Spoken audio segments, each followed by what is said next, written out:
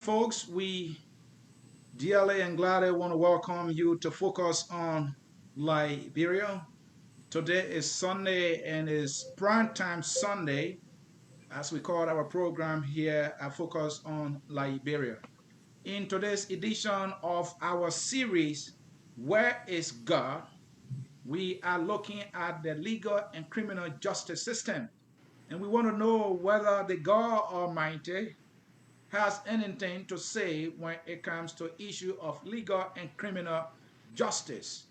My name is Anthony. I am hosting. My co-host in this edition of Where is God is Mr. Willer Bernard King. We have our two outstanding panelists, Mr. Janeke Mohammed Turay, and we also have Sekou Kelleh. Mr. Sekou Kelleh is an adherent to African spirituality, and Mr. Turay is from the Islamic background. We want to welcome you to the show as we get started here quickly.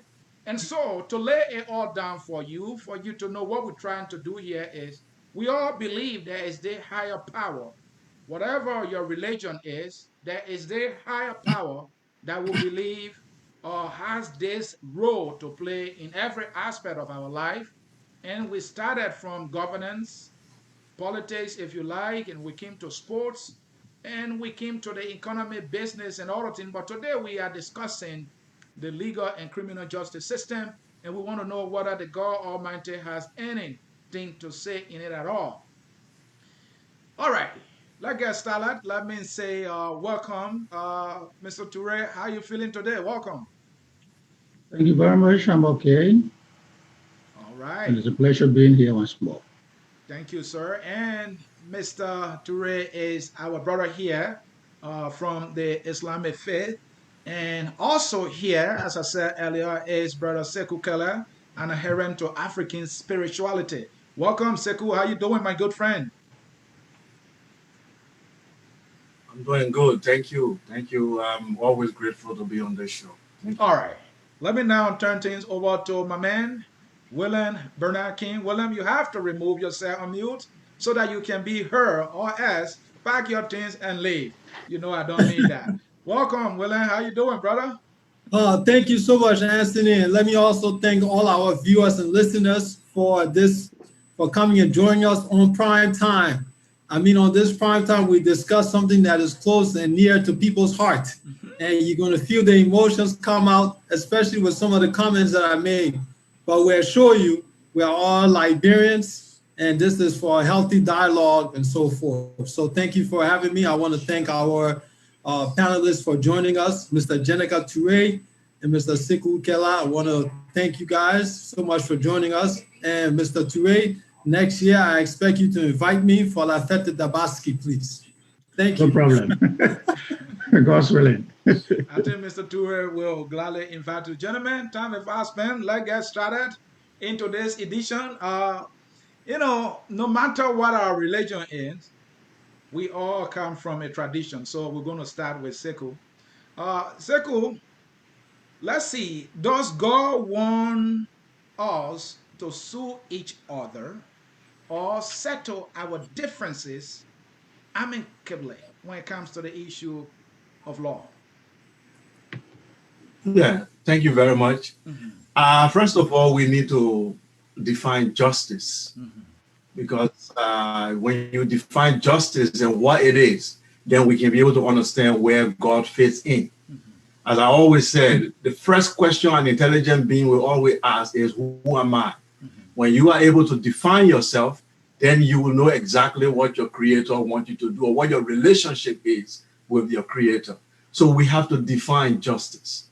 And we in African philosophy, justice in classical Africa is called ma'at. And ma'at means truth, justice, order, balance, and reciprocity. Now,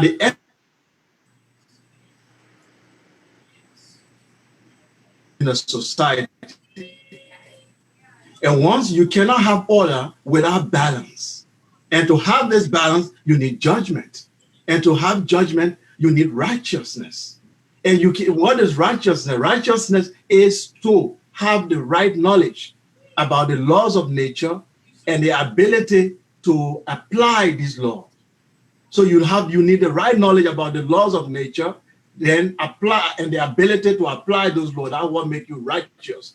So justice is something that God himself stood on. In one of the myths of creation in Africa, they said the creator stood on justice as a pillar or as a foundation to create. So justice is a divine gift that the creator has put in a system that we humans inherited. So for us to govern this, or live in this universe and govern our society and keep our people together and have our relationship with nature, justice is the number one thing, because the creator himself adhered to justice. And justice is what controls everything around us. If you remove justice, everything collapses, including the universe. Mr. Sekou Kelleh there giving his response on the opening question. Let's come to you, Mr. Turay. We're talking about legal issue here and what God does have to say in it. And the first question was, does God want us to sue each other or just settle our differences amicably without going to the court? Well, in the name of God, the most gracious, the most merciful, my dear friend and brother, Mr. Kelleh, rightly placed it. But I think what was left a little bit is answering the question. But how be it? In our Islamic perspective as well, God is a just God. And everything that he created all with justice. And it is with justice that the entire universe runs. Now, the question here is, does God want us to sue each other? The first and foremost we need to understand is this. Man being a social creature cannot actually isolate himself or herself from other people. We have to live together. And living together, we know or experience some shortcomings from each other. There will always be problems. The Quran says those who mingle together are the ones that will wrong each other, and they are the ones that are supposed to forgive each other. In that manner, if you ask me if we are supposed to go to the court or to sue each other, there's a specific verse in the Holy Quran, Surah 2, verse 188. It's called the Kal, Surah Al-Baqarah, talks about it. And God was definite, the evil ones, depending on what you are suing for, and know the kind of institution you're suing your brother or someone to, and knowing, having sued them, what would be the justice that will yield from the suit. But he told bluntly, you see, we should not actually eat one another's wealth. وَلَا تَأْكُلُوا أَمْوَالَ بَيْنَكُمْ بِالْبَاطِلِ وَتُدِلُونَ بِهَا إِلَى الْحُكَامِ لِتَأْكُلُونَ فَرِيقًا مِنْ أَمْوَالِ النَّاسِ بِالْإِثْمِ وَأَنْتُمْ تَعْلَمُونَ. And do not consume, all of us, those who believe, do not consume one another's wealth unjustly, or send them to judges and rulers in order that they might aid you to consume a portion of their wealth as well. Normally, if you look at our setting, especially the Africans or Liberians for that matter, people sue for different manners or different cases for different reasons. Some have connections, and on the basis of that connection, they sue, thinking that based on that connection, they will get justice. And some not only having connection, the gravity of the case, they don't know, no matter how I push this case, I can win. With the mighty dollar, I think I can persuade the judge or the lawyer here and there and get justice. So God is telling us, let us not sue each other with the intention of getting into people's wealth and opening an avenue so that judges and rulers will also get onto that wealth. So that is not like Islam. Thank you. All right. So my follow-up to that, and then after that, my man William will jump in here. There is this big saying in the Christian community, I know it's in the Bible as well, that God said we should forgive 7 times 7. And from my understanding is that we shouldn't sue at all. We shouldn't take anybody to the court at all. But we have courts. So, I thought this is what God is saying to us. Does it mean that those who are suing their friends and families, or just about whoever who have done them wrong, they are not doing the right thing? Where the question is going? Mr. Kelleh, you go first. Okay. Yeah. So, like I said in my first response, the brother said I did not answer the question. I did. I laid the foundation what justice is. The essence of justice is order, balance. So if someone comes here and offend me, he comes to our community and then maybe he stole something. So there, right there, he has broken the law of order and balance. Okay. So you say, I forgive, or I forgive the person. The issue of forgiveness comes into religion, whereby someone can kill, rape, and then he go to a God and say, forgive me, and the God forgive me. In African spirituality, that doesn't exist. What exists is justice. Forgiveness comes after justice. If I slept with your wife or I stole something, you have to do restitution. If I stole your book and you did not see that book and I go to God and say, God forgive me, and God say, I forgive you, and the person I stole from is still in pain, our tradition says restitution is the only way to forgiveness, because the law of order and balance, as long as you have not restored what you have stolen, or you have not gone back to confess to the person that who you have offended, then there is still imbalance. There's nothing like running to God and go asking for forgiveness. You did not offend God at all. So Sekou, you are saying here that for every wrong, Yeah. there must be a punishment. Then we can talk about forgiveness. Is that what you're saying? I never used the word punishment. Okay. I said there has to be justice. Okay. And the essence of justice is order and balance. So you have to ask me now, what kind of justice? Justice is always about, I speak about restorative justice. Okay. Restore what has been damaged. Okay. Restore what has been altered. So if you do not restore a punishment, usually the justice system we have today is about punitive justice. That is, let's punish the person, let's lock them up. Africa never had prison, we never had jail. Why? You ask yourself why there has never been any prison in any African empire, because it was all about restitution and restoring both the person who has stolen and restoring the property of the person who has been wronged. So God, going to God to ask for forgiveness is irrelevant. It is the person you offended. Once the person says, I have forgiven you, automatically we say God has forgiven because order and balance has returned. Wow. Thank you. Let me come to you, Mr. Turay, for my follow-up. So where do you stand on this issue of, so he just said it that, the whole thing about justice, you have done so much wrong, I'm going to take you to the court, and then they have to punish you. Does that serve any purpose? My understanding is that that is not what God is saying with the 70 times 7 forgiveness issue. Let me just a little bit differ with my brother. Both the Bible, I'm not a pastor, but I have some understanding, the greater one of the Holy Bible. Both the Holy Bible and that of the Holy Quran mention about retribution and forgiveness. Okay. Now, if you look in the book of Matthew 5:38, it talk about, you have heard that it was said, an eye for an eye. That is the common saying, right? The same is in the Quran. They call it qasas. If you do me wrong, I should do you wrong. But it did not just stop there. An eye for an eye. If you go down in the 9th verse, it will tell you, if someone slapped the left cheek, give what? Give what? The right cheek. So it is that which the Quran backs as well. The Quran may mention, that in Surah 2, that if somebody wrongs you, and evil does an evil to you, the reward for that evil is evil itself. But there's a problem. For example, if you take a sword and get chop my hand, the left hand, if I am to actually pay back, as my brother is saying traditionally, I have to be very careful. The measure where you chop me, the deepness of the wound, the exact place you make me, I have to do that. If I exceed, I've wronged you. But in all, what Allah subhanahu wa ta'ala says in the Quran, in Surah chapter 42, verse 20, it says, for jaza'u sayyi'ah, sayyi'atun mislaha.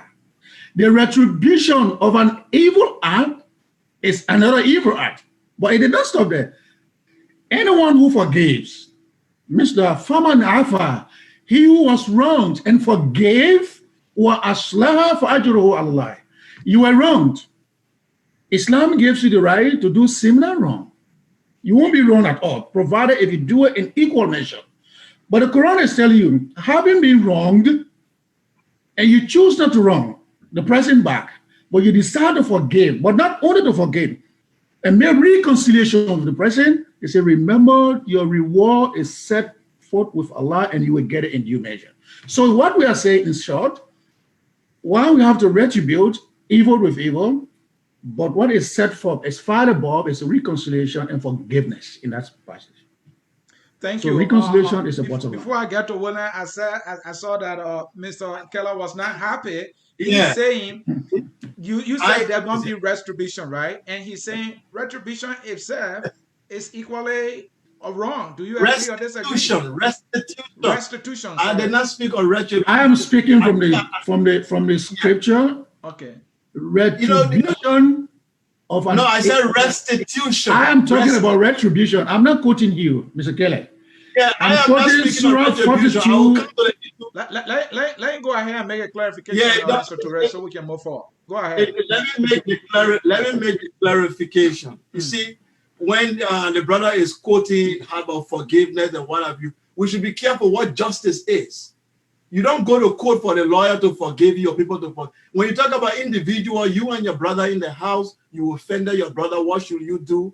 Okay, people make concessions, right? In the house, okay, you know what? I will try to let this go and then forgive my brother. But when there are laws that govern the state, the city, the community.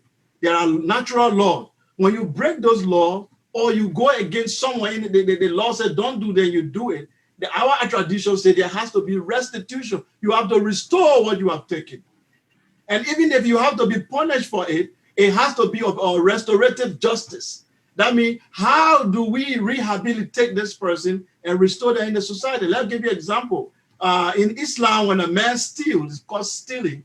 The Islamic justice says they should cut off your hand, right? When a woman commits adultery, for example, in some of the hadiths, and we see in the Islamic Sharia law, the woman is stoned to death. Okay, in our tradition, when you have to look at the natural laws of nature, if the woman commit adultery, who did she offend? She offended her body. So in that case, we do not stone her to death in our tradition. All we need, the man is the one who will decide and say, because my wife had done this, I don't want her. She committed that sin against her body. She did not commit it against the state, that the state had to kill her. This is how our justice does. And to cut the man's hand because he stole, we will have to judge the society. Did the society provide job for this guy? If there's no job in the society, then we are saying that the justice system has to be restorative. We got to now rehabilitate this person and get him skilled. Instead of punishing him and putting him in jail for stealing a bread, and you cut off his hand. In our tradition, that's not justice.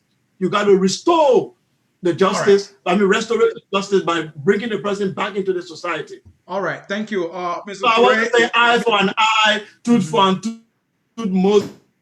That's not what I'm saying. Thank you. Let bring William in, and Mr. Turay, you will get the first, and if you wanted to come in again, you can do that. William, next question.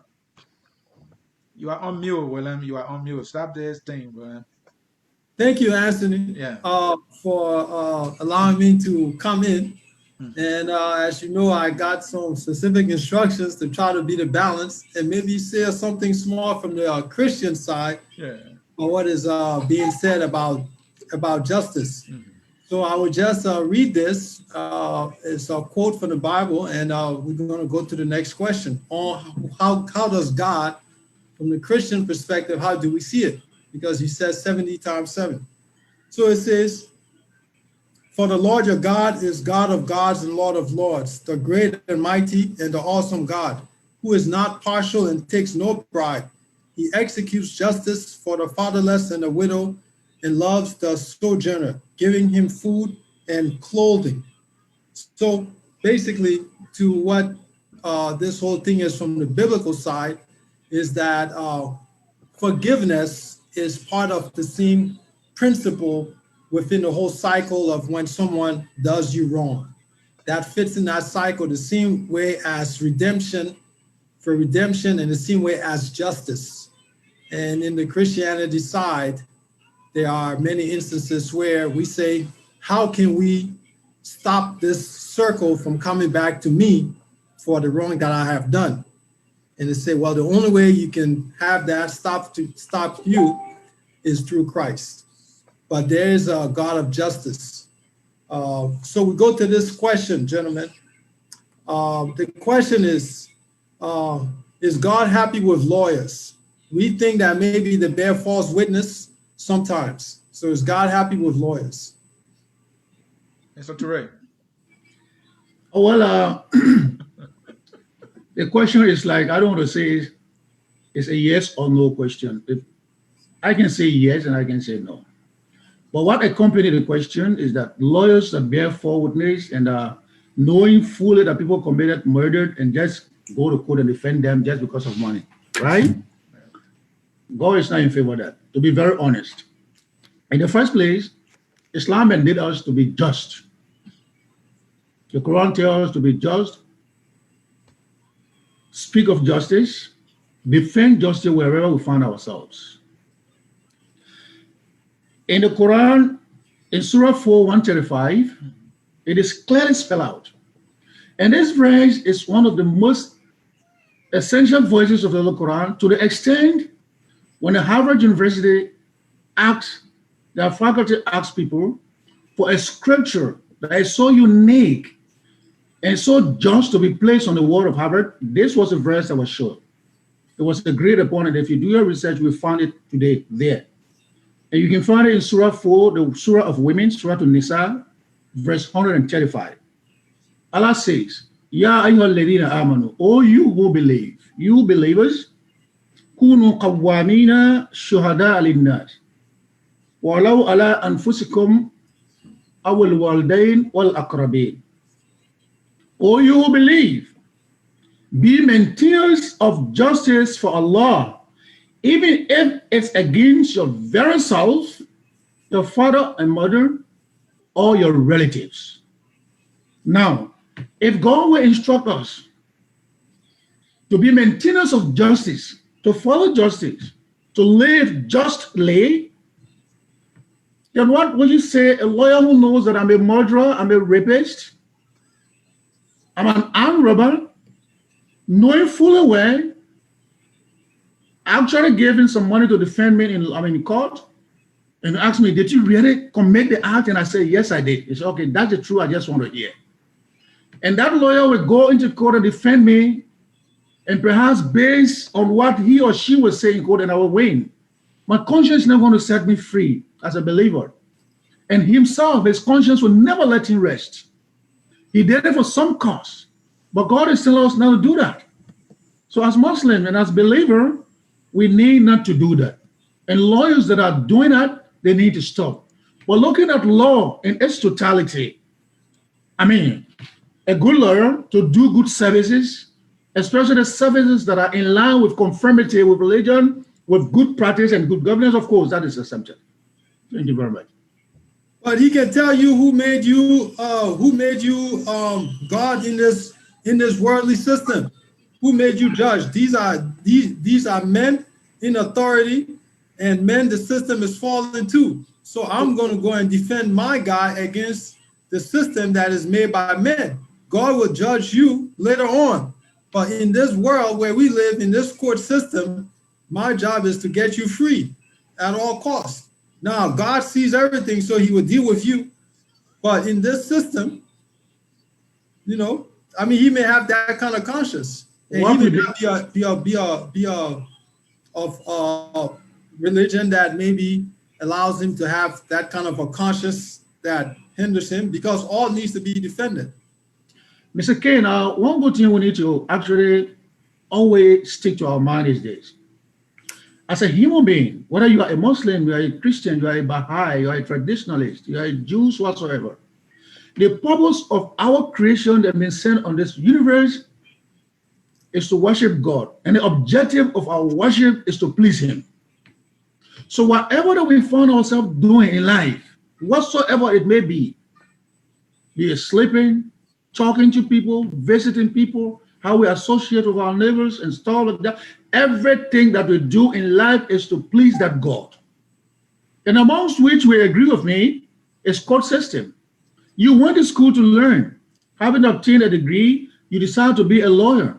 You have an objective. Why am I becoming a lawyer? To defend the poor, right? To defend the defenseless. I mean, You're not going to be a lawyer only as we see today. So some places people want to just get wealth, no matter how it comes. No, then you are not pleasing your creator. And whether you accept it that you will be judged negatively and the consequences will be buried, bored in hell, of course, you will be judged by God. Whatsoever you do, you'll be judged. Thank you, Mr. Turay. Yeah, we hearing that from Mr. Turay. Now let's go to Sekou. Sekou, what do you think about that? Lawyers. What do you think? The question you asked is whether is God happy with lawyers? Sometimes they bear false witness. Sometimes, they fight to acquit committed people. Is God happy with that? Yes. Okay. Thank you very much. First of all, we do not speak for God, because what people do, they take a book and instead of them quoting God in third person and say, my prophet said, God said, because none of us here went and sat down with God and had a conference. So they should have been quoting God in third person. Yeah, nobody here went and had a conference with God. And then we just pick a book, a conference call with God, and then you say, God said he's angry. God said he's not happy. No, you are angry. The question is what people should be saying when they are quoting holy books, they should say that my leader said, God said. My prophet said, God said. They shouldn't say God said, because it's not a first person. You did not have a direct connection and discussion with God. Your prophet or your messenger told you that God said. So it has to be very clear. So I will not say God happy with lawyer, not happy with lawyer. I don't want to go that route. What I want to do is to define who lawyers are and what they are doing. It's from their doings. Sekou, you're a politician. No, I'm not a politician. We got to define things the way they are in context. First of all, in my opening statement, I made it very clear. I said, to be a judge, you have to be righteous. And what is righteousness?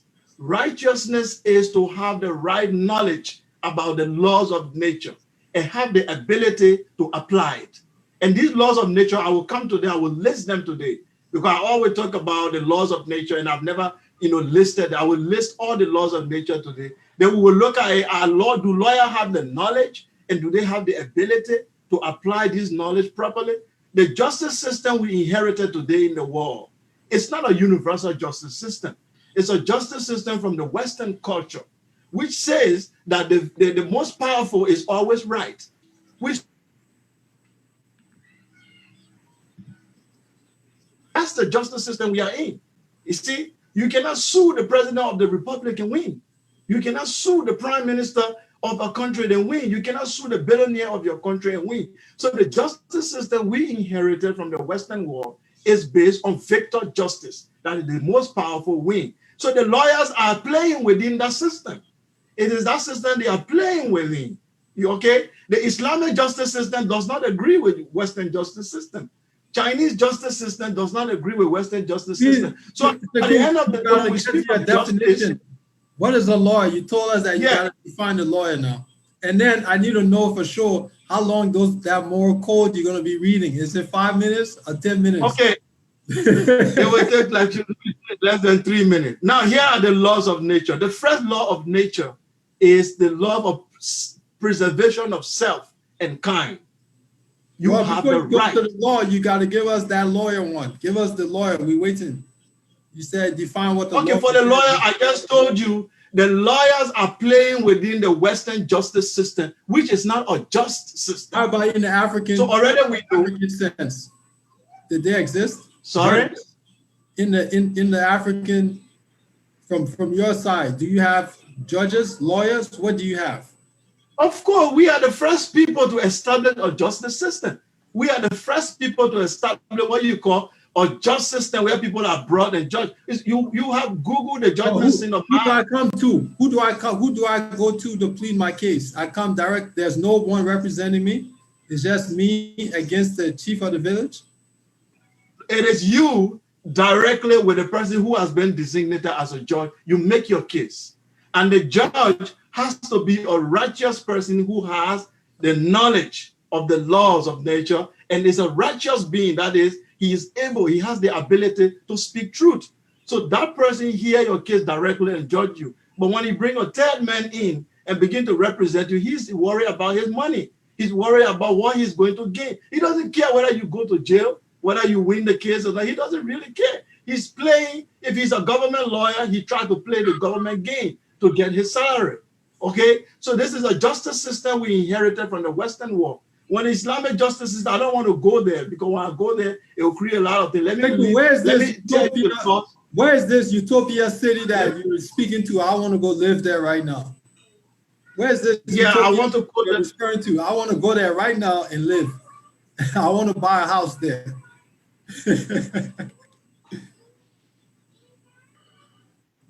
My tradition and what our people believe in, how they build their civilization.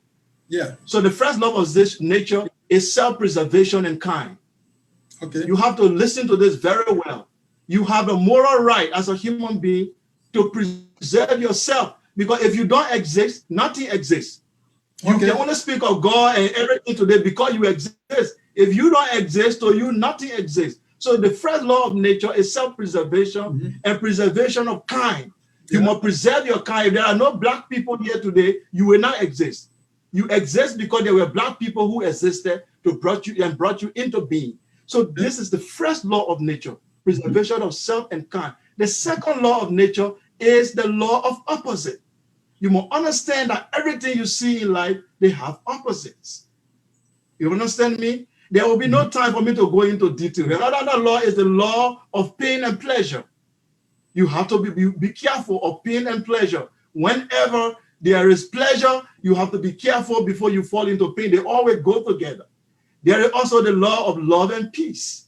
There is the law of all these laws of nature are what we're supposed to study. And there is no excuse for ignorance.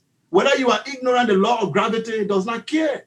Whether you are ignorant, fire will quench water. It doesn't care whether you know or not. When a house is burning, you put fire on it, it will burn it. It's a law of, it will quench the fire. It doesn't care whether you knew or you did not know. This is justice. So the laws of nature are the things we're supposed to know. When a man killed, there's nothing that I forgave him. The justice has to be applied for the universe to be balanced. When rich people steal, there's nothing that we forgive them. He was.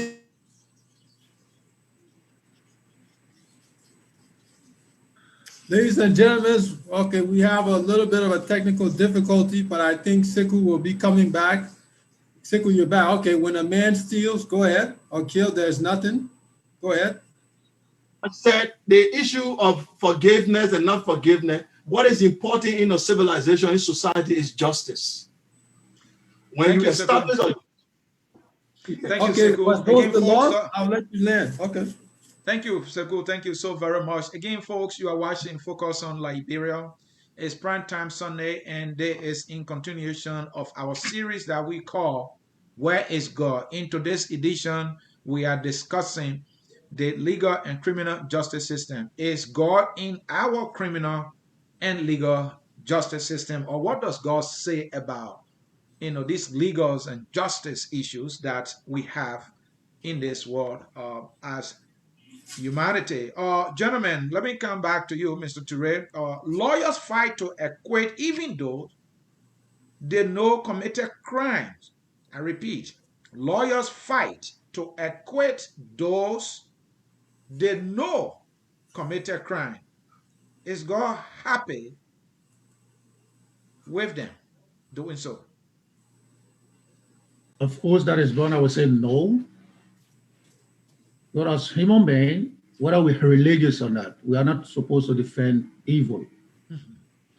So if somebody commits a murder, for example, you are fully aware as a lawyer, and yet you did some manipulation and make sure you have them acquitted. Of course, you've sinned against your creator.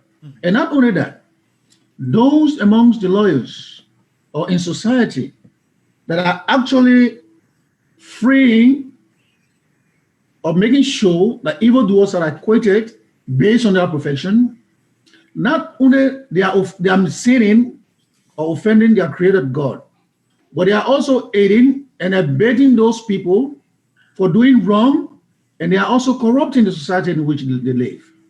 Because it's possible, if someone does wrong, let's say there's a typical example right now as we speak in Liberia. The guy was an armed robber, in place of Sobich. We are told that he got freed based on a judgment from a judge. He was defended by a lawyer, of course. That would not happen except a lawyer goes and defends him. And he was actually acquitted. Now he's in a society, he had just killed someone. Everyone in Monrovia or in Liberia are talking about it. So people are asking, how did he get free? So those lawyers that are doing these acts, not only are they offending God, but are embarrassing humanity, they are destroying the community. God is not happy with them. Well, Mr.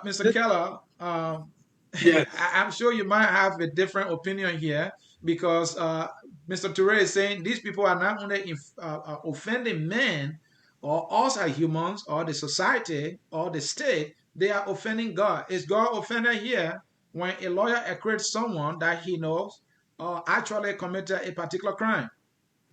Well, it messes up the energy to Mr. Kelleh's point. Like I said, can you guys hear me? Go ahead, Mr. Kelleh. Yeah, like I said, religious people, when they are angry, they say God is angry. They inject their emotion into God. And this is the problem we have. That's why you see around the world, when they are angry, they assume God is angry immediately. But what we are saying is that we should look at the entire context of everything. The lawyers that we have today around the world are acting within Western culture and civilization. That's the way Western justice system has been programmed. And we say the entire system is out of order, all of us, because the system, Western justice system, it is about victor justice, the most powerful win. That's why your president and your minister have immunity. Otherwise, justice should be applied.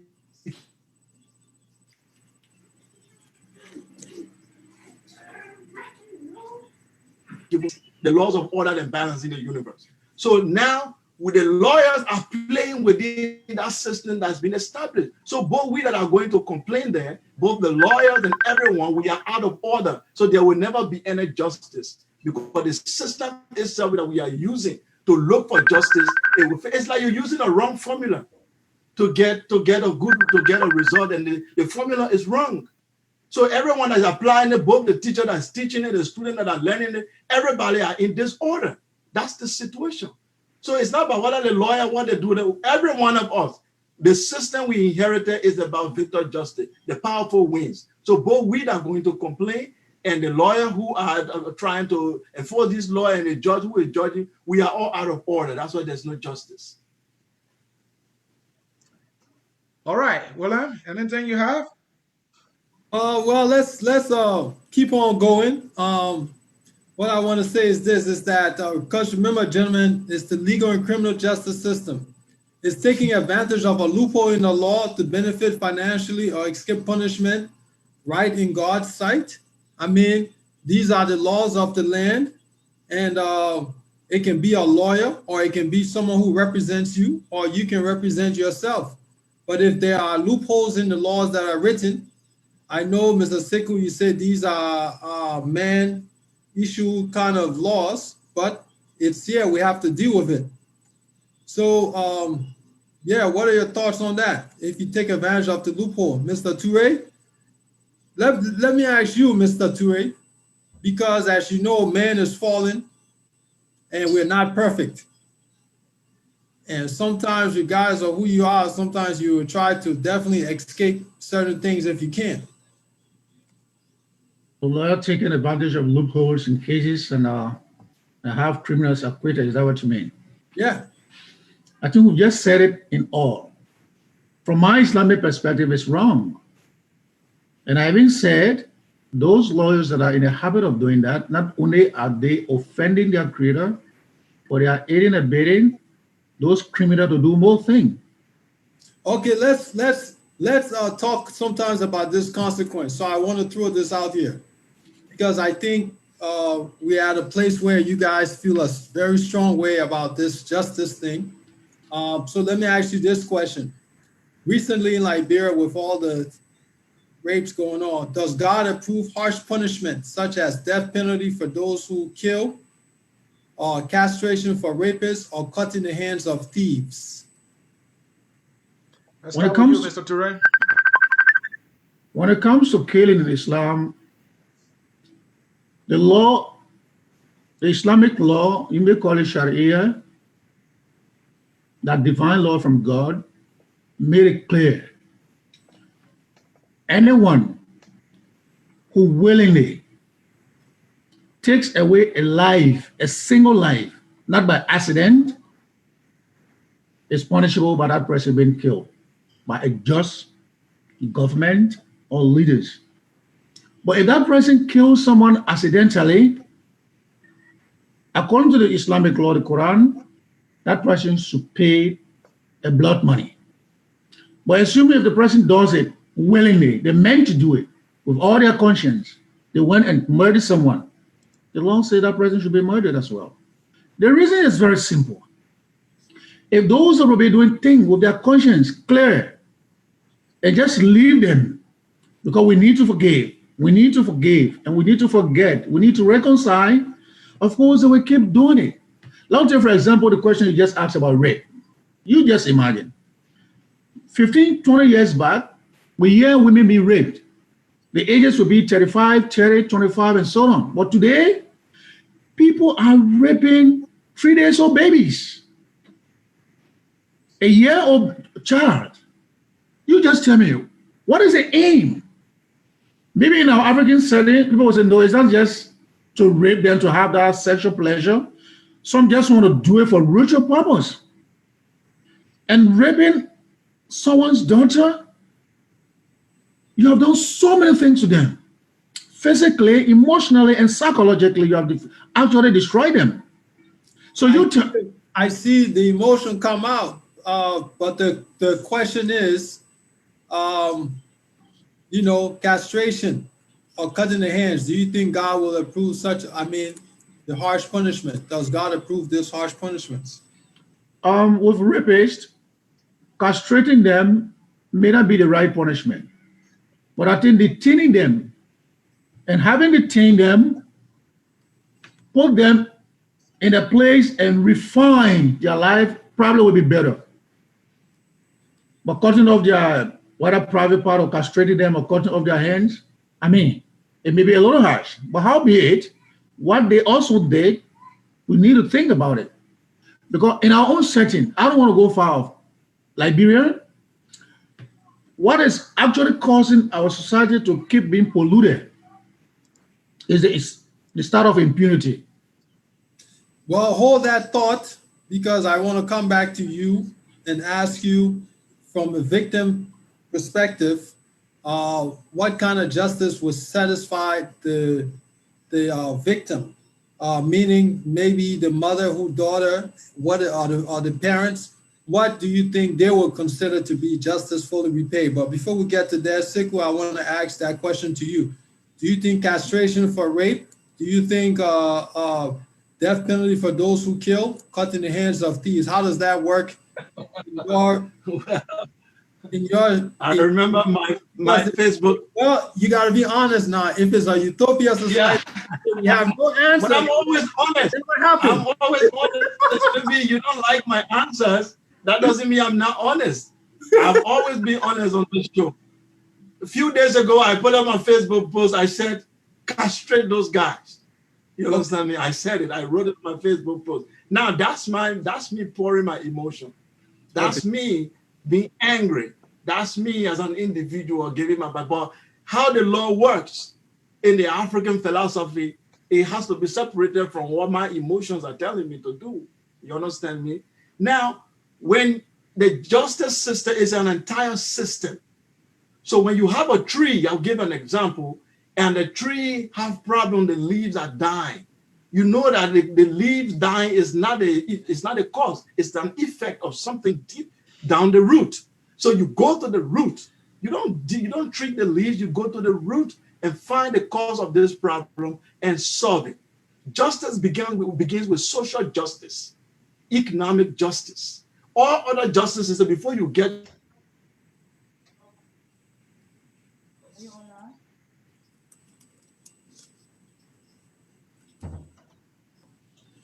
we have social justice. Is everybody okay? People getting a job? That's one. Two, is the moral system okay? Is the educational system promoting our values or what children should know what a woman is and what a man is? Are they doing that in the educational system as our parents used to do? Why is it that we used to have empires in Africa and there was no rape? We have Ibn Battuta, Ibn Khaldun, Arabs that came to African empire in those days, and they wrote. They said the only thing they have seen in the black man land that they have never seen, even in their own land, he said, is the justice and the morality that women can go around with their breasts, but they never you will hear about rape case. Why is that?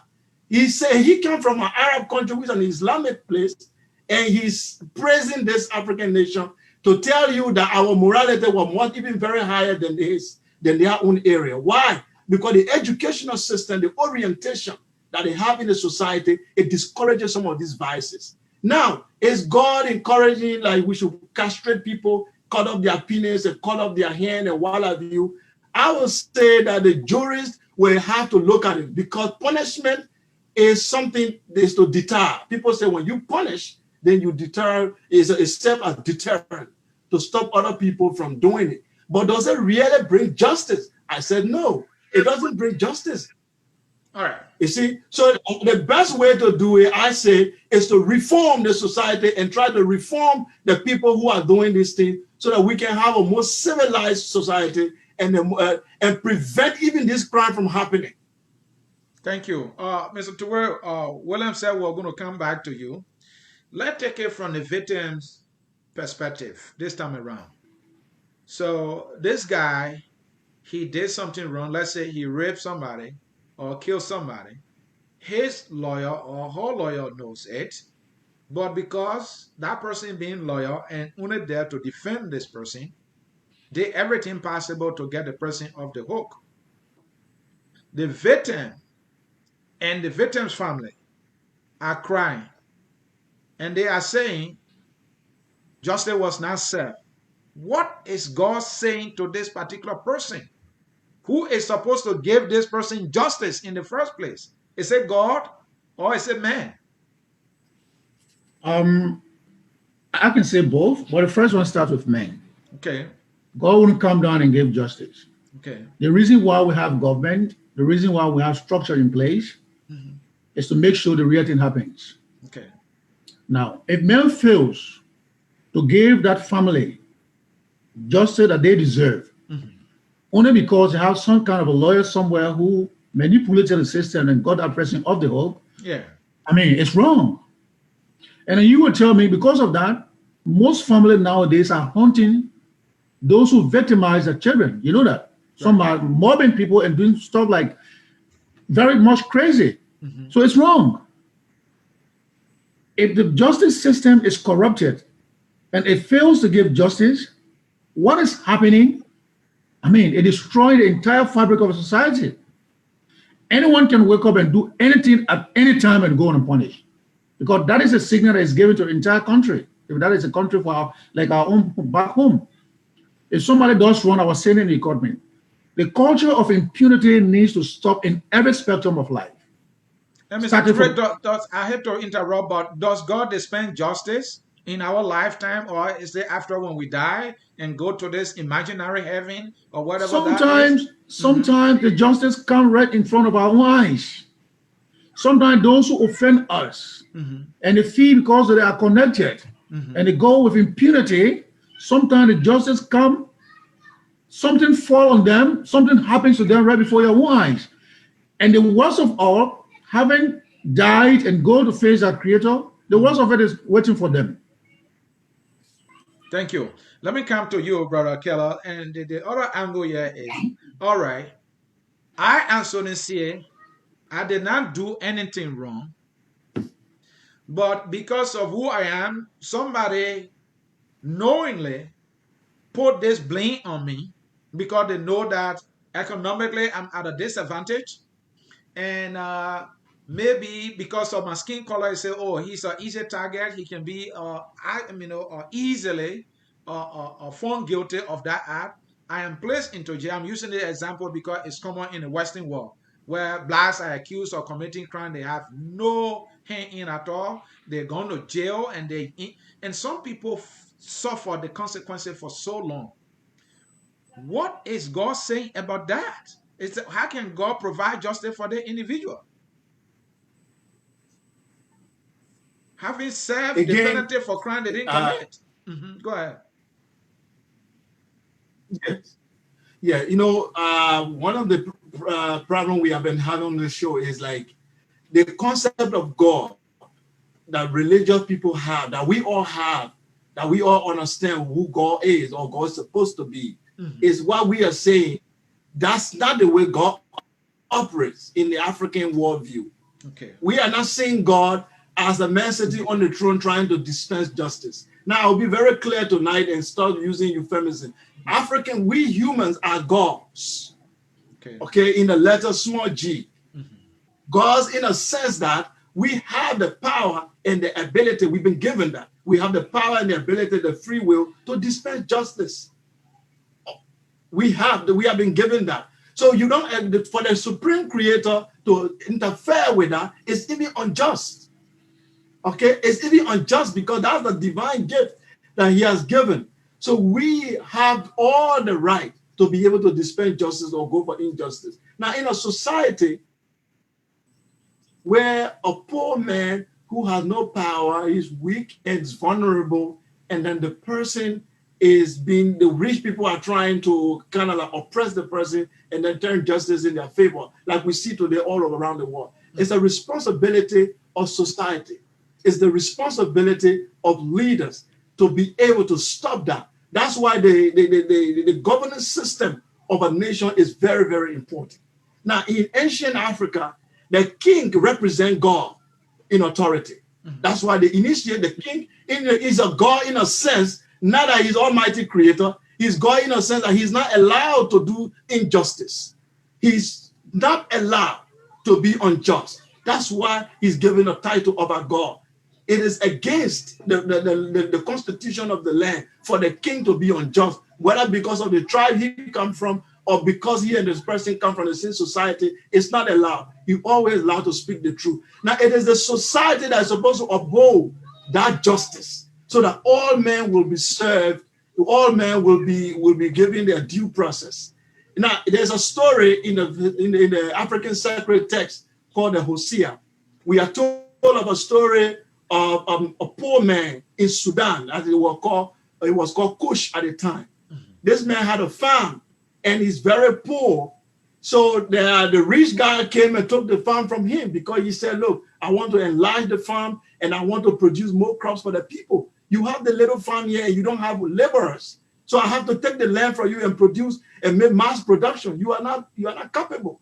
So the rich guy took the land. So they went to one of the chief, and the chief said, look, this guy wants to do mass production, so it makes sense. So the poor guy decided to write to the Pharaoh. And the letter he wrote, it became a sacred text. It's called the Book of Kelleh.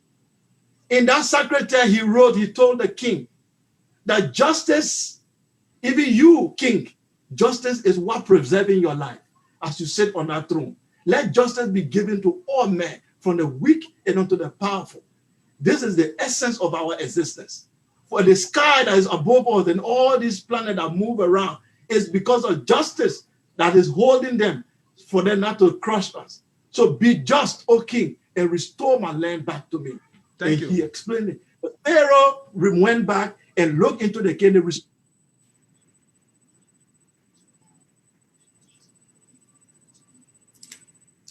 Brother Sekou, internet got frozen there. Brother Sekou, internet got frozen right there. Okay, thank you, Sekou. Thank you so very much. Let's come to you, Mr. Turay. Again, I will say the same question, but I want you to give us your understanding from the Islamic perspective. I didn't do anything wrong. They lie on me. I have no connection, so I can't fight it. A powerful person committed this crime, and they want to put it on me so that the attention can be removed on them. I have served the sentence for maybe 30 years, or worse, I was executed because the crime is that which is punishable by death penalty. What is God saying about this? All France are the entire stuff. He doesn't like that. And those who did it are sinful and they will be punished by God. Simple as it is. Now, I quite remember, let me just take a few steps back 2 weeks. The very first time I witnessed the video you sent me with Mr. Kelleh and Mr. Kwesha talking about laws. And I heard that Mr. Kwesha said Sharia is a law for a country, every country law is Sharia, and Mr. Kelleh said no, when it comes to Sharia, it's a different law in black. Now let me just start from there to go a little deeper into your question. What we hear in Arabic word Sharia, if you would define it, it means it's a Sharia قانون صدر من الله لتنظيم حياة الإنسان. Sharia, by definition, literally means laws, divine laws that come from the divine creator to put human life into proper perspective. That is the aim of law, Sharia. So human law is far different from that of the divine law. Now, if you will use a human law, as was even mentioned by Mr. Kelleh, the entire system is corrupted, it's fake, it's bad, so everything that comes from it is bad. Mind you, those that know that what they are doing is wrong, we will be judged by our conscience based on whatsoever we do, our intentions and our conscience. If you know that you want to punish me for a crime that I did not commit, your first judge will be your conscience. That tells you that there lay or there awaits a greater judgment by a greater judge, which is the creator. So that's the first thing. So if you sentence me to death for which I did, a crime that I did not commit, you have killed me innocently, you bear the punishment of the one who kills. In Islam, the Quran says, anyone who kills a single soul, innocent soul, deliberately, it is as though you have killed the entire of humankind. And anyone who saves one single soul, it is as though you have saved the entire mankind. So, Brother Turay, given what you just said about the Sharia law, brings me into this question because you said the Sharia, as you know it, is a just law coming from the Almighty. But now it said that man is just trying to need their own crafted laws and naming a Sharia. Are they wrong for doing so? Because we hear, there's Sharia law in this country that says if a woman commits adultery, for example, that woman should be stoned to death. Those are laws that men have crafted for themselves. It's not the Sharia law the Almighty talk about. No, it is the Sharia law. And what kind? Is that the one just by man or just by the Almighty? Laws that are called Sharia laws are not even executed by just any Muslim. That's the first place. Okay. So those of our people you will see somewhere, someone will do commit some offense, and you just grab them and do what they want to do to them, and just in the name of Sharia, that's not what it is. To enforce the law of Sharia, where you are, be it a state or a country, must be under that law. That's the first one. And those that will be serving as Sharia judges must be okram to the jurisprudence, to the Quran, and every law that hangs with the religion. They have to know it to their fingertip. So, for example, the law did not just come in the Islamic law or Sharia that if a person, it's not only limited to a woman, that's the first place. That if a person commits adultery, they should be stoned to death. The first law that came in the Quran was that. They said the first offense is what? It's fornication, right? Yeah. Islamically, it's fornication. Meaning, if you do the first offense publicly on a Friday, you should be flogged 100 lashes each and separated. Now, if I, for the first time, experiencing my life without not executing that offense, on a legal something, Islamic legal stuff, I'm not married and I just take someone's daughter and have an affair with them, and that person be it married, the both of us should be flogged. The Quran says, "Az-zani wa zaniya fajlidu kulla wahidat minhuma mi'atu jalda." The fornicator and the fornicatress, male or female, flog the two of them 100 lashes each for the first offense. Now, yes, publicly, and let no sorrow grab the hearts of those that are doing the flogging. The next one that came is if a woman is married or a man is married and they both commit adultery, the first law that came on that, but it was later, the power was reduced to another one, the last one I talk about stoning. He said, grab them and put them into the room, lock them off until they can be there. God decide for them. Then follow the king. If the one who commits adultery, stone them to death. All right, But thank you. Thank you. Thank you, Mr. Turay there. Mr. Kelleh, I'm not going to bring you on this one because your position is clear. You said it there earlier on another question that is similar to this one. So let's move to question number 7, William. Yeah, I wanted to clarify because last week the other time. Okay, yeah, okay. Do your clarification and William will come in. Go ahead. Yeah, last week you all were here when I tried to tell the other imam that Sharia is a specific law that Muslim believe is a divine law, and he argued with me. But now, thank God, his colleague has come to just kind of corroborate exactly what I say. He agreed with me. The Sharia law is in Islam. There are 2 sources of Sharia. The Quran is the primary source, and the second one is the Hadith. That is the saying, they say. Someone say, the prophet say, someone say, the prophet say. So that's, they say, they copy them into volumes and books, and they will have a way of validating them. They call them hadith or tradition of the prophet. They were written after the death of the prophet. He never saw those books. He never read them. But people say, they say, he say. So they have those books. That's the second source of Sharia. The third source of Sharia is what the ulama, that is the certified jurists, what they have agreed upon, their interpretation, is some of the tafsir, some of the interpretation of the Quran and the text, they put it together. That's what they consider it a divine law applicable to all, especially Muslims. So the stoning to death that my brother is talking about, I've never seen anywhere in Islamic history where a man was stoned to death. It's always been women who have been stoned to death for adultery.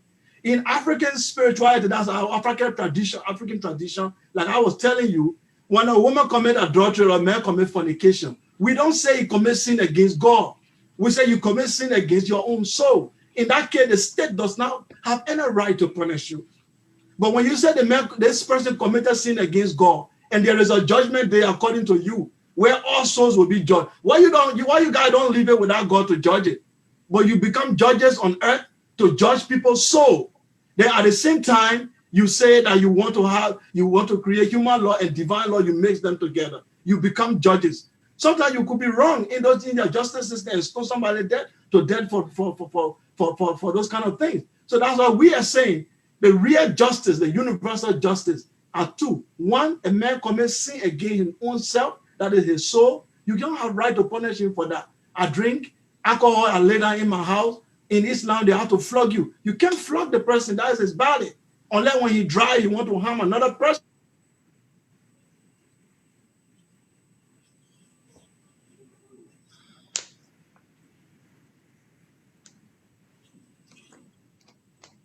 Hope Mr. Kelleh can come back there. His internet is always freezing.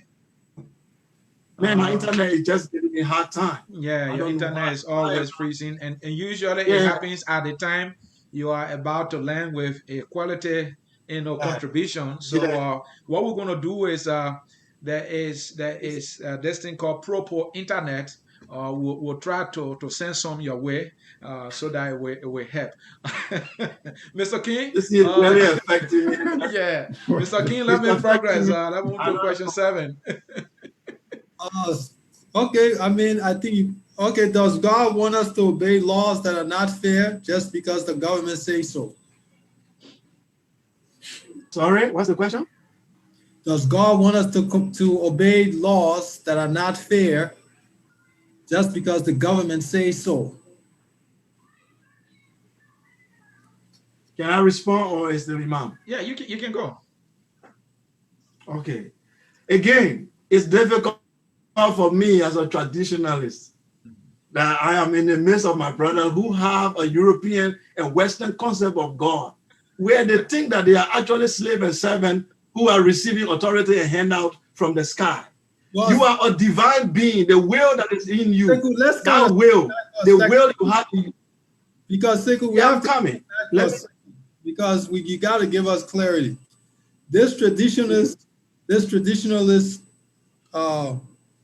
practice that you're speaking of, you mentioned something about the Pharaoh in the land of Cush. So is that Was that what they practiced during that time? Well, if I quoted them, I mean they are Africans, and that's what they did. Yeah, that's why I was just getting clear, because you told that story about that poor man and their king. Yeah, in the book of Teti. Okay, thank you. Yeah. I was just trying to get all pharaohs were black. All pharaohs were black. All pharaohs were African. That's why the Middle Eastern books hate them so much. Now I will go to all men were gods. Even that poor man, he was a god. He was on equal footing with the pharaoh.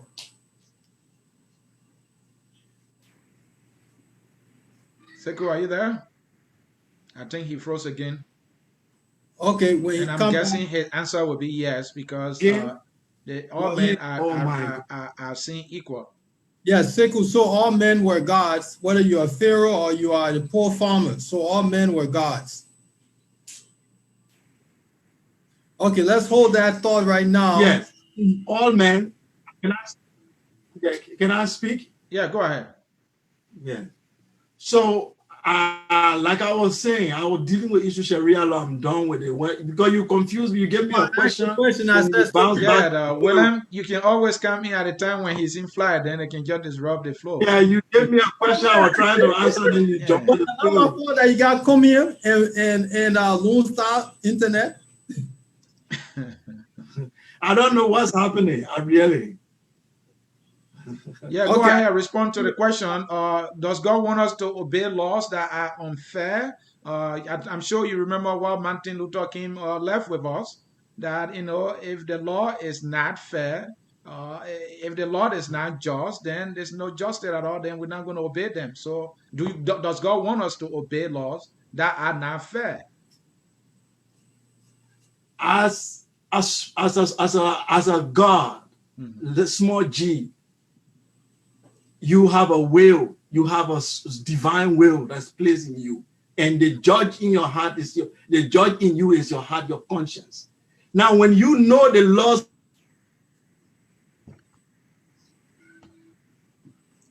oh my God. Okay, Sekou, hold that thought. This is what we're going to do. Anthony, when he comes on, can you please ask him to please call in? I think I have to go out and then go join some with the phone. Yeah, Sekou, if you will go out, if you come back, if it keeps happening, then please use your call in. Mr. Turay. Yeah. Does God want us to obey the laws that are not fair just because the government says so? It's unfortunate my brother has just left, because I wanted to just make some correction with some statements he made with respect to Hadith and Sharia. Unfortunately, it's not here. I really don't know. He talked about Hadith. So you can speak. So please, we are recording this. He made mention of Hadith being collected after the Prophet died, which is not true. Even though in Islam people differ, they have some groups that no, he died before the wrote it. It's not true. The Prophet was alive. In the first place, Hadith is not English, it's an Arabic word. What Hadith mean?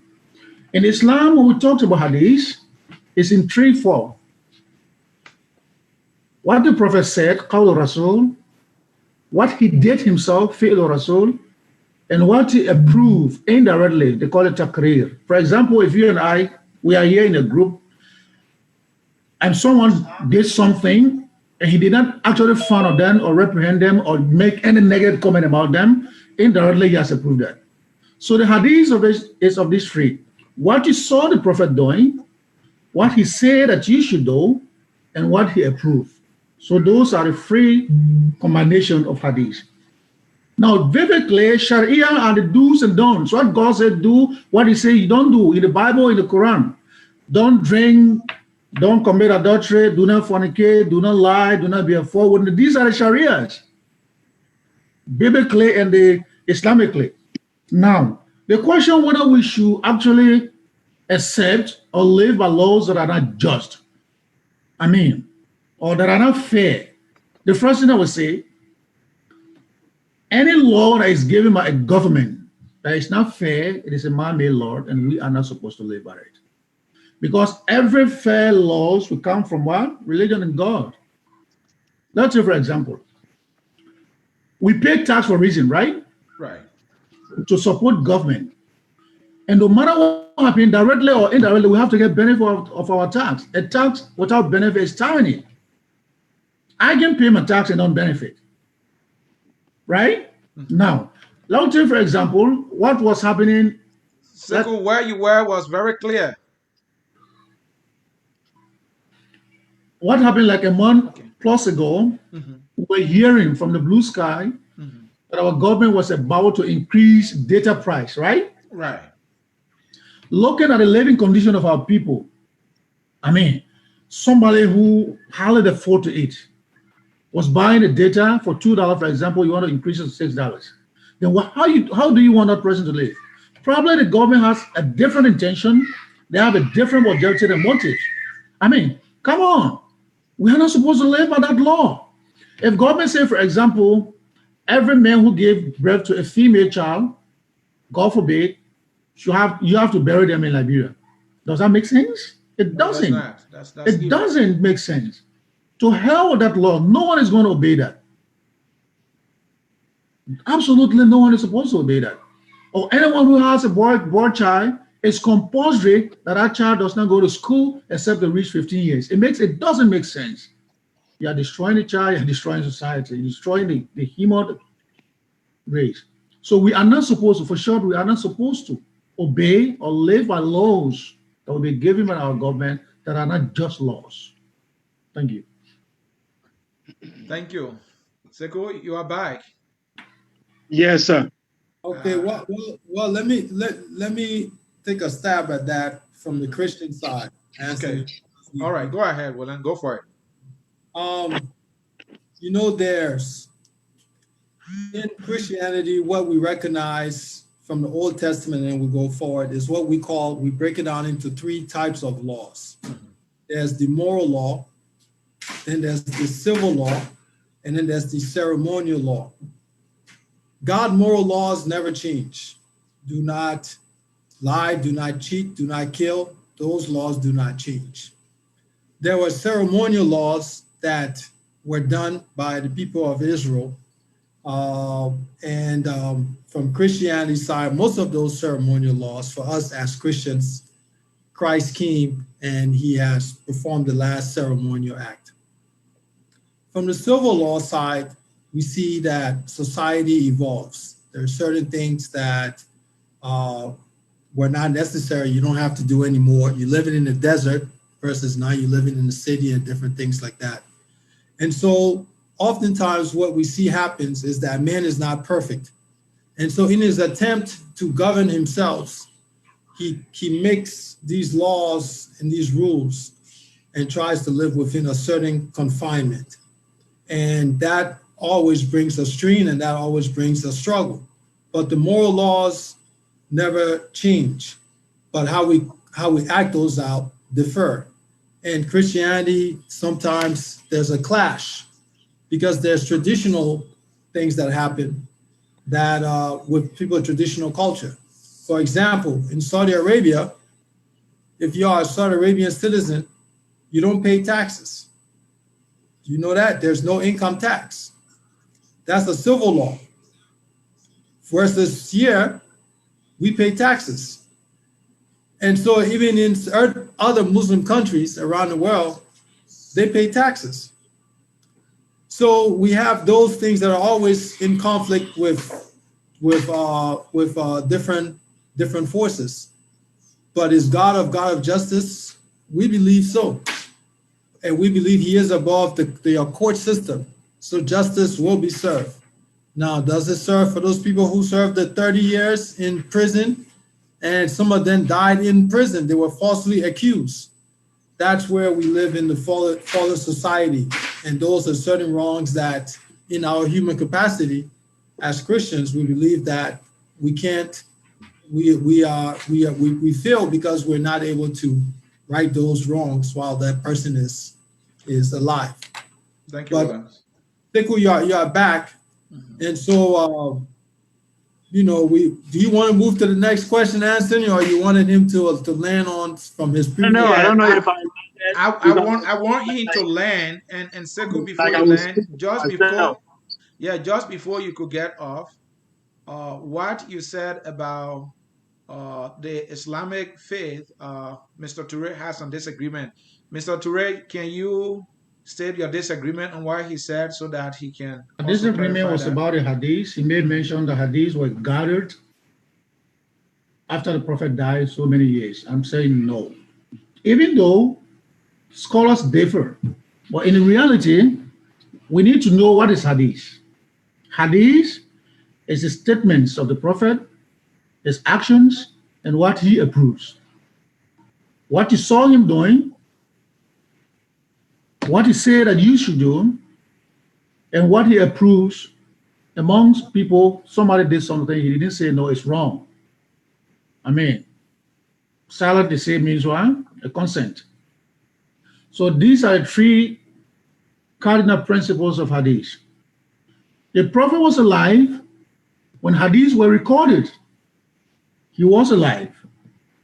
There are certain groups that say no, he died, and that's politics. And the reason for that is very simple. And it is on the basis of that, the Prophet was alive, hadiths were written, were collected, and after he died, those hadiths were delivered to the first Caliph Abu Bakr. Their fear here was, according to them, they don't want to use the hadiths while they still have the Quran. They don't want to mix the hadiths with the Quran together so there may be chaos. They got rid of it. And that opened a space for those Jews and other people came into Islam, mastered the Arabic language, and infused into Islam. Sometimes today, you will see a hadith will be nicely quoted in the Arabic language, but when you look at it, it's far from the Quran. And the Prophet was alive, these things were happening. And he made a guide to us as Muslims. He said, whenever someone said the Prophet said, give a hadith, compare it with the Quran. If it commensurate, it goes in line with the Quran, then of course I say it. Why? Because the Quran backs him. He speaks now of his own desires in Hoa. What he says and does, wahyu is a revelation from God. So that is the reality. Sekou, you maintain your disagreement? Yeah, this is the problem with religion. It's like when you say the truth, they try to shift the post. But let's deal with the fact. There's no, let my brother show me one hadith. The Quran itself was compiled after the death of the Prophet. The Quran itself, he never saw it as a book in his lifetime. It was Caliph Usman who collected the Quran into a book. And there were even differences. He burned some of the copies, and all the one he compiled is what they have today in the Turkish Museum. But there were a lot of variations. If some people said a variation in reading from Iraq and Syria, he ordered that you should burn all those copies. It was the copy that that Khalifa means the leader of the Muslim world. So that Khalifa, who was the leader of the Muslim world at the time when the Prophet died, he's the one who compiled the Quran and make it into a book. So the Prophet himself never even saw the Quran as a book, let alone his action and his deeds. Now his action and his deeds, one of the ways you would know that it will compile after the name, the chains of collection, the chronology. Someone will say, I hear CS said that the Prophet said that he did this. And some of the names of the people in that chain of narration, they lived 50 years after the Prophet, 100 years after the Prophet. So how could they have reported something, names of people be in a hadith that lived 50 years after the Prophet? And then some of them never even saw it. They said, I heard Aisha told me. All right. You see? So that's common sense. So let's go to the Sharia. The Sharia is believed to be a divine law that is revealed by God. And as I said, when people are quoting God in religion, we warn them, you should always say, my prophet and my leader said, God said, because none of us here have conference with God. It's just based on belief. What we are saying in African spirituality is that the Creator has spoken through us and through nature. All the laws are here. God had no reason to send no book written down to bring an angel as if there is a barrier of geography between us, that somebody got to bring a letter and tell us. Everything is in nature. The laws of opposite, the laws of harmony and balance, the laws of repulsion and attraction, the laws of opposite, the law of pain and pleasure. We all know these things. So when someone commits adultery, we are asking you, what crime did they commit against the state? They committed no crime. You can say they breached the contract of marriage between she and her husband. So the man decided and said, you breached the contract, I'm no longer part of this contract. But when the state decide to put punishment on this person in the name of God for committing sin against their own body, see it, it's like you went into your room and slap yourself. And I said, because you slap yourself, I'm going to put you in jail. You committed sin against your body. That makes no sense. Sekou, You understand me? Sekou, during the time of the pharaohs, where was any man permitted to go in there and take one of the pharaoh's wives and sleep with them? That's a very good question. Come on again. Let's not get off topic.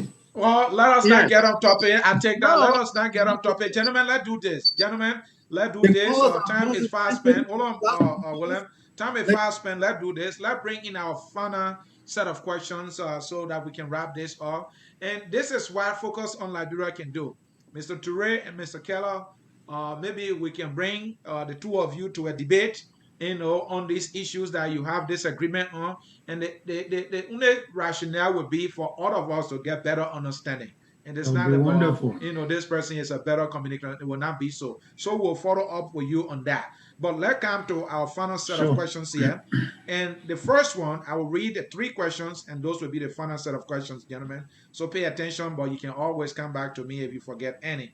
Number 1, when justice is not blind, does God intervene? That's the first one. The third one is, what does God do to judges and law enforcement officers who are corrupt? Final question, does steal from steal actually make God laugh, as being said all the time? Let's start with you, Mr. Turay. Well, let me start from the bottom. In our Liberian study, we say steal from steal. I don't want to end it, makes God laugh. Yeah. Meaning that if you steal from somebody, I can park behind you and steal it from you too. I mean, it makes no sense. I mean, 2 wrongs will never make 1 right. Right. If someone steals, they have committed sin. If they are a religious person, religiously they have committed sin. They have erred against themselves and the person from whom they stole. Right. So that's a sin. If I go behind them and say they stole, so I have to steal from them, I've also wronged myself and I've also wronged them. So I mean, each of the party will have to be punished if we have to go from a religious standpoint. So we don't consider steal from steal makes God laugh. And that statement is actually causing our generation, the youths, to involve in so many things. They will see the thing has been wrong doing it, but because they saw Mr. X did it wrong, they will also follow suit and do it and say steal from steal makes God laugh. It's ridiculous. The next question has to do with, what will God do to judges that are corrupt? Not only judges, every human being for that matter. It is not only judge. There's a passage of verse in the Quran that says, everyone that does an iota of an act, but that act is good, they will get the reward. And everyone who does an iota of evil will as well get the result. So it's not only judge or judges. So anyone who does wrong, if you do it consciously and you do not repent, you remain on the die, of course you're going to meet your judgment. Then the last one has to do with whether or not, if justice is not blind, does God intervene? I mean, if justice is not blind, meaning justice, it's fair, right? Right. If it's not turning its blind eyes to someone and do what is wrong, then of course, that's what God wants. I quoted from the beginning, God said we should do what? We should be just and suppose justice. Even if it's against ourselves, our father and our mother and our relatives. That's Surah 4:1-3. It's clear. When it is just, that's a pleasure of God. And remember, I told you from the onset, our creation and placement in this earth is to worship Him.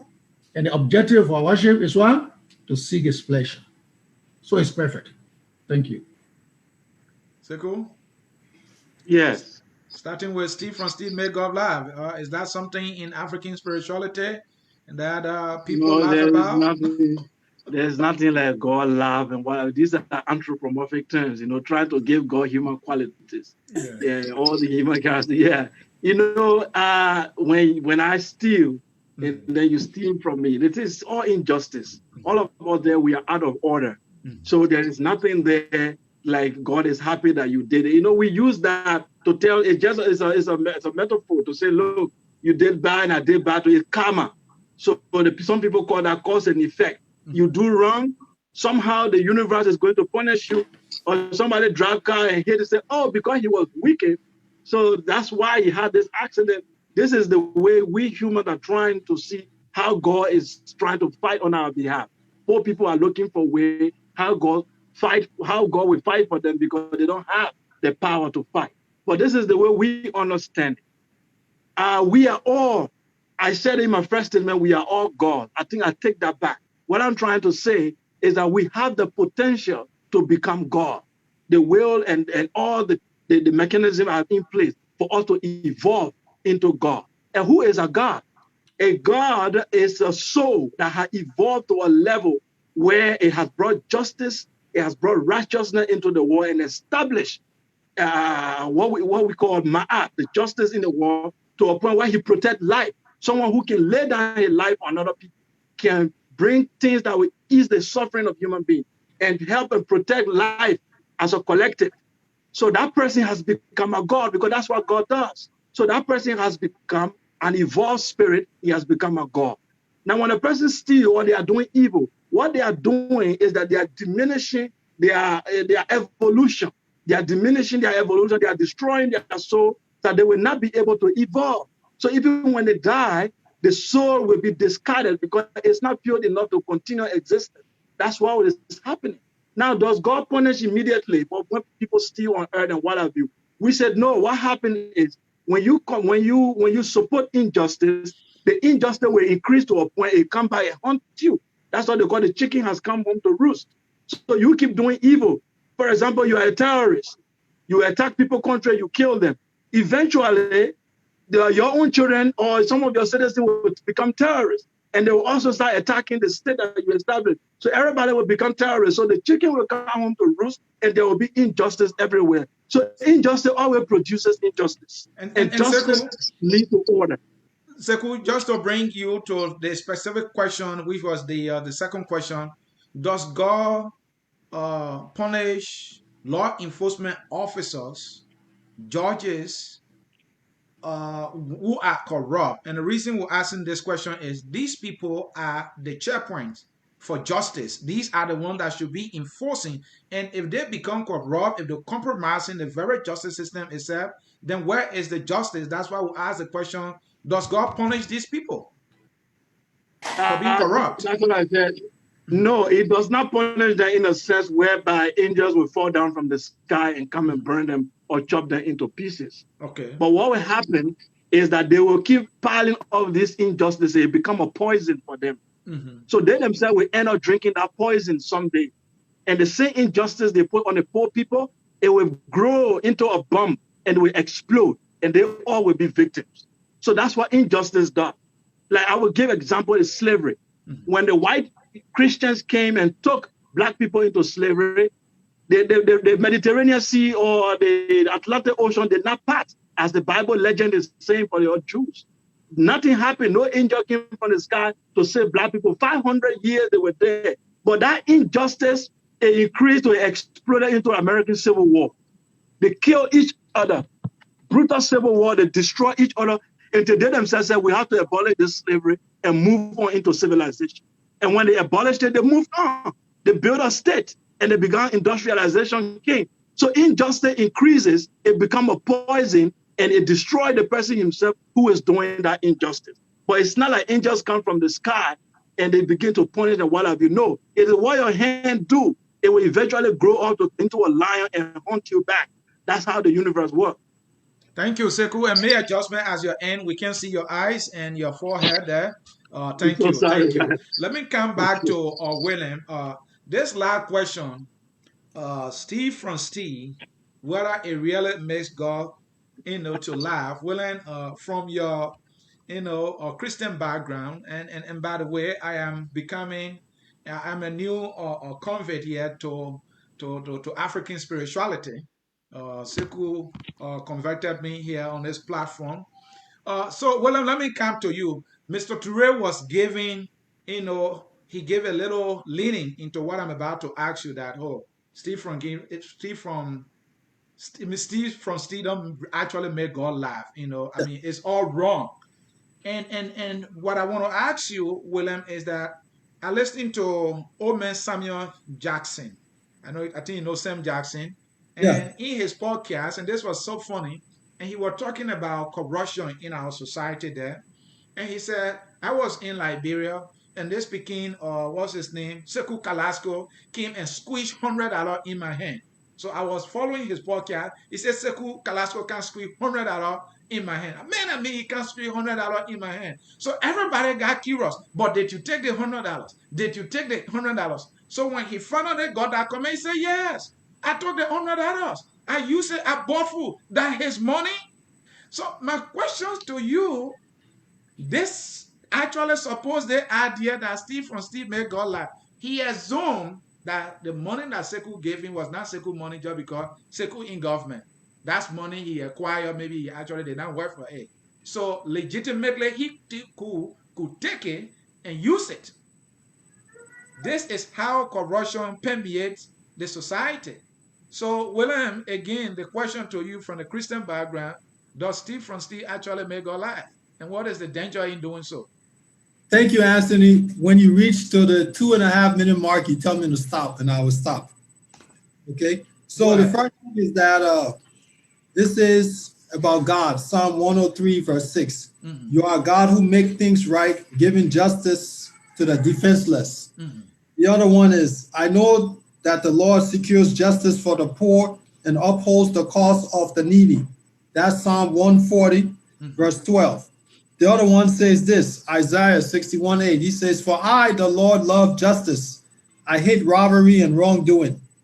In my faithfulness, I will reward my people and make an everlasting covenant with them. And then it says, lastly, is this in Romans 2, verse 2. And we know that God, in his justice, will punish anyone who does such things. And lastly, it says, Romans 12:19. Do not take revenge, my dear friends, but leave room for God's wrath. For it is written, it is mine to avenge, I will repay. Okay. Your point, no, he doesn't. Still doesn't make God laugh, and the corruption and barbary that is prevalent and so forth, it is not something that God condones. However, how he chooses to execute his justice, and at what time, is something that even me, as a Christian person, in my fragile state, I get mad at God sometimes. And I said, man, look at how this guy is getting away with this. You come down, you strike lightning, boom, right there on that guy, take him out. So I feel that way at times, but I know that in his time, justice will be served. And I leave with this. In the Bible, there was a guy who had a beautiful vineyard. The queen and the king plotted, and they took away his vineyard, and they killed him. The way they did it, they said he had betrayed them, and they got some false witnesses, and they killed that guy, and they took that guy beautiful garden vineyard. Now, some 30, 40 years later, the same guy that the king and queen used to kill that guy for his vineyard, that was the same guy who was crowned king and killed that previous king and dumped his body on that vineyard. And he did even worse. He went and he executed over 100 of that king's sons. And there was a prophet that came that said that would happen from God. So that justice took a long time, 30 years, 40 years. So I'm not happy with that, because I say, hey, that guy didn't get justice swiftly. But once again, from the Christian perspective, God in his infinite omnipotence, he executes justice at his timing. Well, William, what I can say to that is just a delay, just a deny. And so this God of justice must not delay justice all the time. Let justice be swift.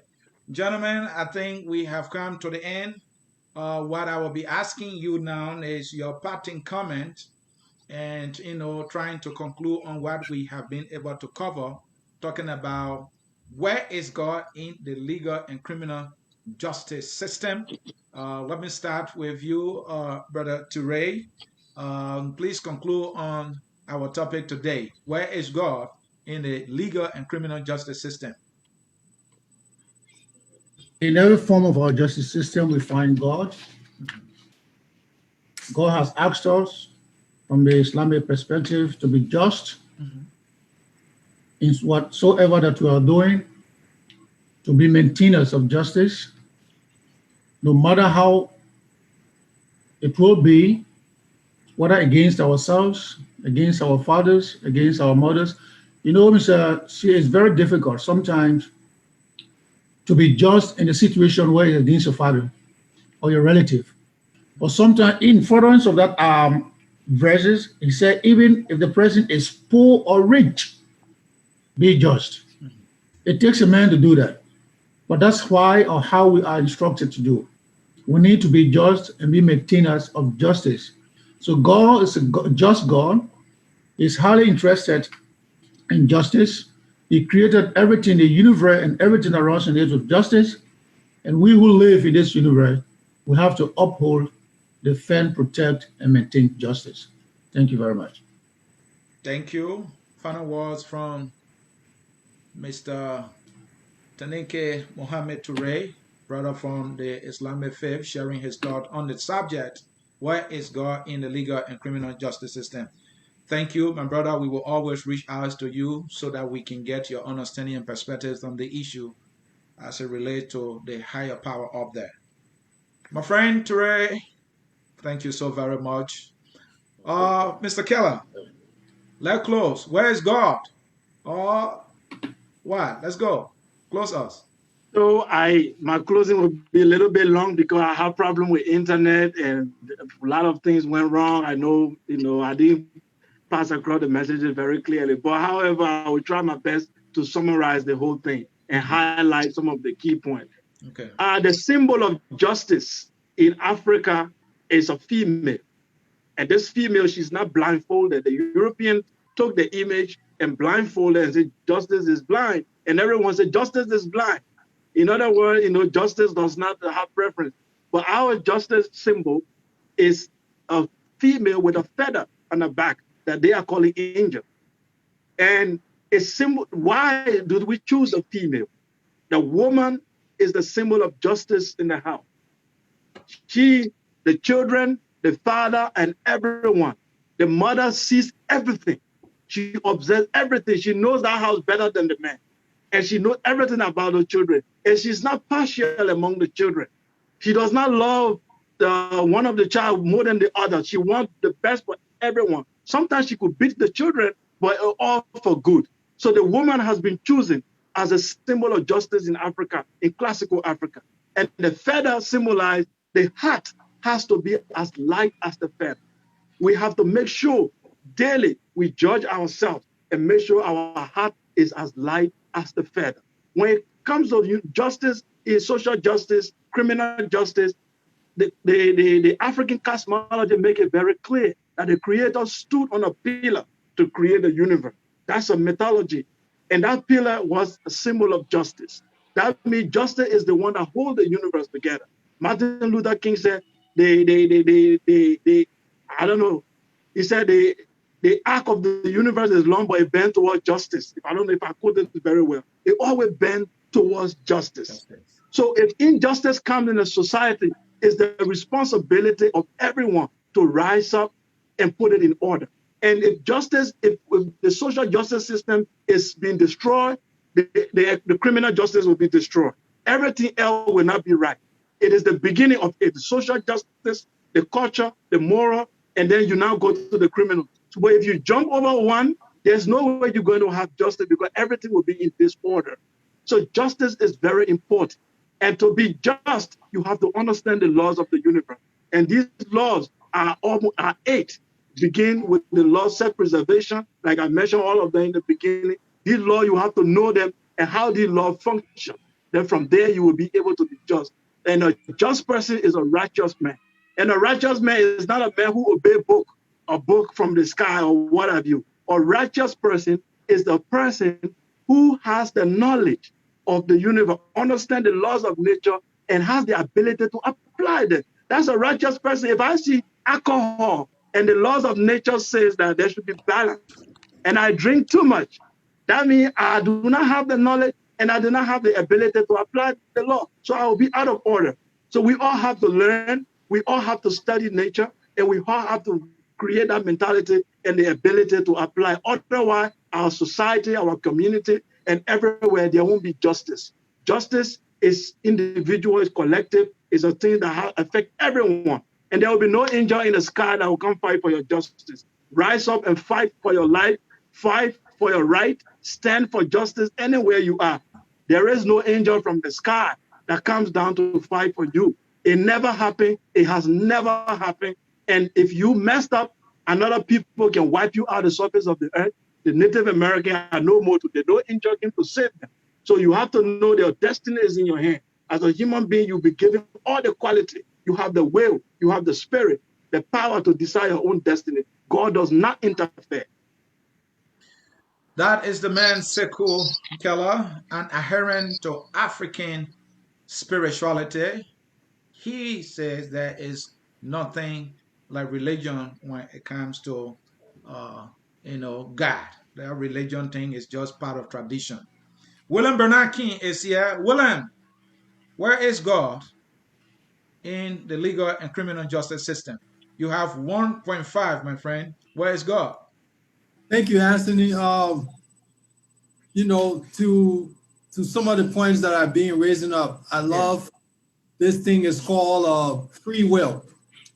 And one of the things for free will is that as men, we are given the opportunity to stand to fight what we believe is right, to stand our claim, to go out there and do things the right way, or choose to do things the other way. And it is true that there has to be a balance in how we look at things and how we in ourselves, we are given the power to stand up for those who don't have justice in the system. And I leave you with this thought that some of my friends and I, we had a conversation and this was what was shared. The idea was that why should there be poverty in this world? Why can't God come down and just eliminate poverty, right? And when we were talking, for some reason, I think Bill Gates at that time and Warren Buffett, they came to mind, right?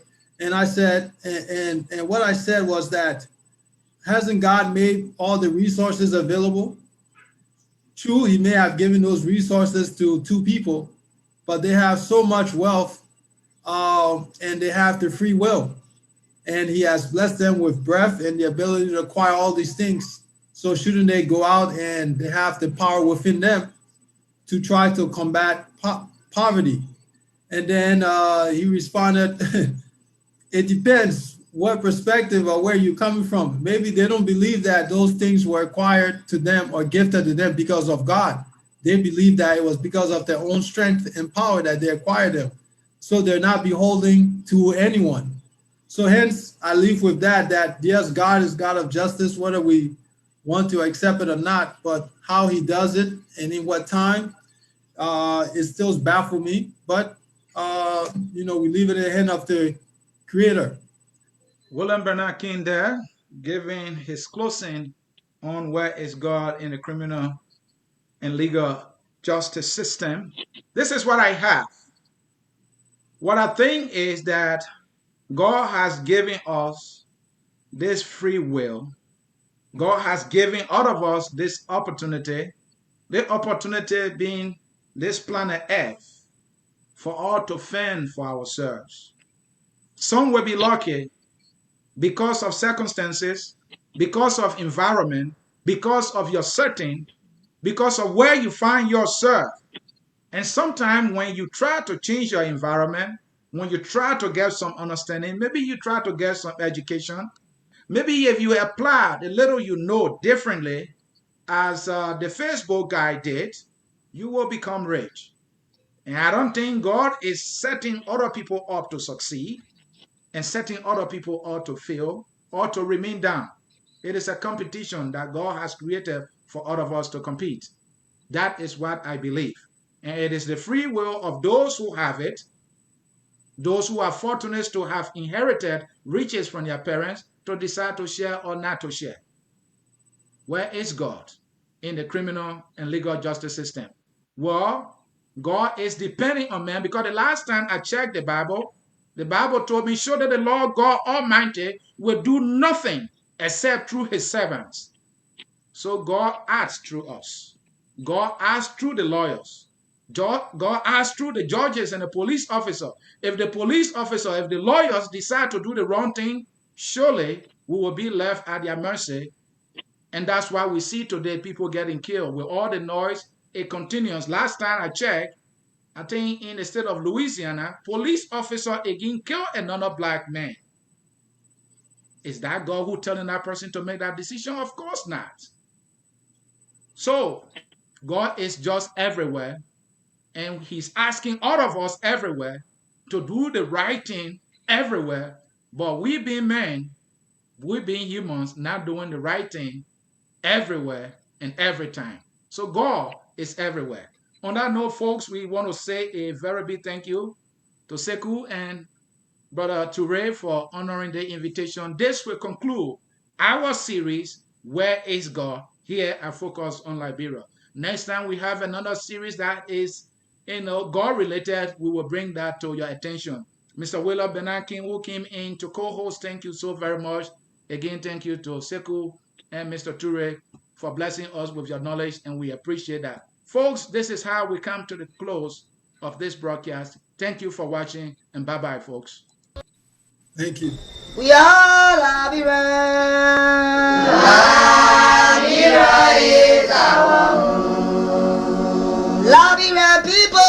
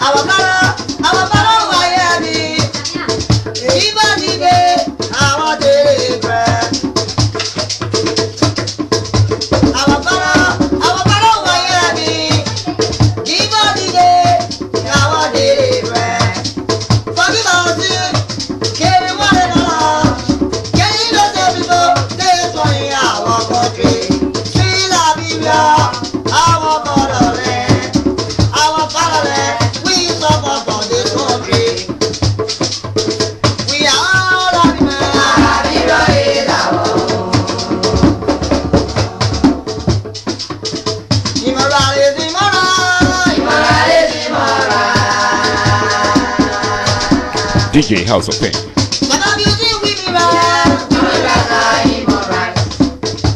Yes, I like this one. Him alright is him